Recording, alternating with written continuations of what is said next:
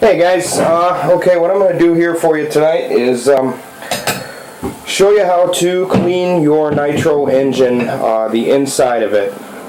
The end of the season's coming up. I wasn't going to do any more videos until after my last race day, but I was sitting around kind of bored, and I said, you know, I gotta clean this engine anyway. This particular one has bad bearings, so I'm going to need to change them. But I'll take you as far as taking this thing apart and show you what I like to do. When you're running them, you know, if they're going to sit, because I'm in Michigan, and you know these things sit for probably 6 months or more before you really get to run it. The fuel, like I was saying, is hydroscopic, and it likes, you know, it absorbs moisture, and the crankshaft is steel, of course, so that's going to rust. So anyway, to do this, what you got to do is you got to take your engine apart. You don't have to take it completely apart, but you do need to get the crankshaft out, expose both the front and rear bearing, and get your piston out. So I'm going to show you what I do. The very first thing you want to do before you do any of this is to wash your engine, clean it, whatever.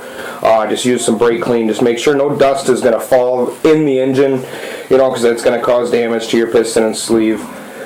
So the very first thing you want to do is, you know, your 4 screws, or however many they are. This is a Nova, so there's 4. You're going to take your cylinder head off. You just get a nice sharp screwdriver. Again, this is my favorite snap-on screwdriver. And then you just take your head bolts off, you break them loose, get the screws out. Okay, this might take a little bit. Trying to go for a little bit better quality of video too. And then you take the next one off directly across. I'll explain how I put them together too. I'm not going to put this one together because, again, I have to put bearings in it. So you get your head bolts out. There's 2 of them. I got 2 more. Break this one loose, spin it out. And you just got to get a screwdriver that has a really nice sharp bit, because the last thing you want to do is strip the heads on these screws, and you're going to be up Craps Creek. Then we're going to get this last screw here, bust it loose, and then the cylinder head should be ready to come out. Yep. Okay, there's the head. And then the next thing that's going to stay on there is your head button. What you want to do, some of them like to get stuck on the sleeve. If the sleeve comes out, don't panic. You know, it's probably going to. You just twist it and pull it off. And there's your button head. This one has a protective O-ring. After that, what you want to do is look in the motor, and you want to make sure that your piston is coming up to the very top dead center. Because what you do is, when you take the back plate off, there is a notch in the back plate that the piston skirt actually goes into. So if you go to try to take this off and it won't move, do not pry this off, because you will break the piston skirt and your motor is going to be no good.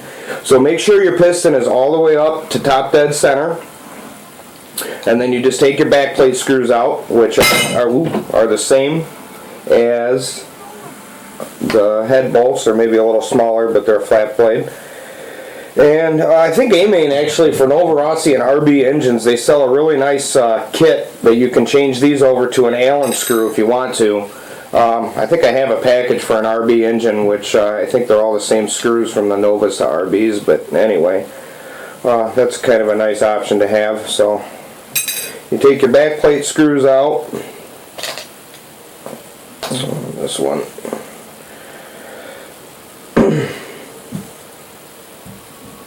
Got one more to go, and then I'll show you how to get the back plate off. After that, everything should be exposed. I'll show you how to get the crankshaft out, and she's ready to be cleaned up. What I got behind me is what I like to use is brake clean. Anyway, okay, once you make sure your piston's all the way to the top, and then you're just going to take your back plate, wiggle it, and pull it out, and that's it. See, this is the notch I'm talking about right here. That's where the piston skirt, when it comes down, it goes into that notch. So if you're sitting at bottom dead center and this is stuck and you go and pry it on there, well, you're going to break your skirt, and then that's it. The motor's done. You're going to need a new piston and sleeve. Okay, after that you can get your sleeve out. There's two different ways to get the sleeve out. This one is probably kind of stuck, so let me see if I can pop it out with my fingers here. Yeah, you can either push up with your finger on the sleeve on the bottom and then pry it out with your hands. You don't want to use a screwdriver and damage the sleeve. If not, the zip tie trick through the exhaust port on the sleeve with the piston in, you put that piston down to the bottom. You can put a zip tie in through here and rotate your engine around and it'll push the sleeve up. Some of them are really tight. This motor's about on its way out anyway. So there's my sleeve. Set that on the plate. Get a nice clean plate too. Put that on there. Now to get the piston out, there's a couple different ways you can do it. And this specific how they go in too, but I'll get to that later. Off the crankshaft, what I do is I just hold it and kind of wiggle this, and sometimes it falls out. If not, you may have to kind of pull the piston back with your fingers until it comes off of the crank pin. You can see on the crank pin it's starting to come off. You just want to slide that out, and now it's loose. You can see that it's loose. Then just turn the motor over, and there you go. There's the piston. Normally I like to wear rubber gloves, but this engine really needs to be cleaned up well. I mean, I can see all the fuel in it. Next after that is your crankshaft. You got to get that out. That just pushes out this way, but sometimes it is a little tricky to get out. So you can smack it like this on the table. Your crankshaft pops right out. You're ready to go. You can see the bearing here and the front bearing here.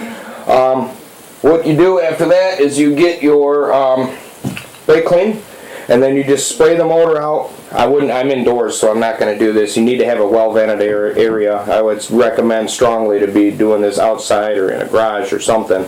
You don't need to mess with the carburetor just to clean it, unless you want to clean the whole engine out. I mean, you know, you don't have to take it off. You can just spray the brake clean or whatever it is through the motor here. And that's it. This motor I do have to take the bearings out of. I was going to do that for you. I don't have my bearing tool. I lent it to a friend of mine, and I just don't have it, so I'm not going to. There's a couple ways. You can heat this up in the oven to say like 300 degrees, and you can get a 2x4 and just bang to get your inner bearing out, you know, your main bearing. You can bang it on a 2x4 and the bearing will eventually fall out, but it is not easy. I don't like doing it like that. If you get a Hootie bearing tool, this thing comes out, it's like opening up a bottle of wine. It just comes out so easy. Same with the front bearing. You can pop the shields off your bearings to clean them if you want, but like I said, this one actually has a nasty bearing leak, and I'm just going to go ahead and replace both of the bearings and maybe get a new sleeve for it. Or I might trash the motor yet. I'm not sure. I really didn't care for this motor. This is a plus 21 Ford BTT. I just really wasn't that happy with it. A lot of people love them, but anyway. Yeah, that's it, guys. After that, you just spray your stuff out real good with some nitro cleaner. And the one thing I don't have to show you guys is what I like to do to pre-lube it after you put it together. What I like to use is actually Marvel Air Tool oil. It is almost identical to after run oil, and that just, you know, it's going to keep the parts from rusting and all that. This one I just got to pop it all apart, but to put it back together it would be just the same thing. Your crank would go in first, and after your crank, you know, you put your piston. You got to make sure it's pulled into position, and then you just put your piston on. That can get a little tricky. Sometimes people like to use a pair of tweezers. Now this the piston is got the skirt here. This is the notch that goes into the back plate. So you want to make sure that this part of the piston is facing towards the back of the motor. So when it goes in, I got pretty good at doing this, so I can probably just do it with my hands if they weren't so oily. Yeah, see, there we go. I already got it on. And then once you get that in there, again, you want to make sure that your piston is rotated up to top dead center. And you're going to put your back plate on with the piston all the way up. Your back plate's going to go on. Push it in down, and then you're going to tighten your screws up, and then you'll feel that the piston is going to clear clear your notch. And that's it, guys. I hope this helps some people out. I was wondering if people maybe, other people like me are getting ready to stop racing for the season, and they might want to know how to clean their engine out or whatever. So hopefully this helps. Yeah, thanks for watching, guys. That's about all I got for you tonight. We have some cool videos coming up pretty soon. 28th, I'll do after the 28th, I'll do a race recap, and then we're gonna have some pretty cool unboxing videos and stuff. I got my new job coming up. I'm pretty excited about that. So better money, better toys, right, guys? Take care. Have a good one.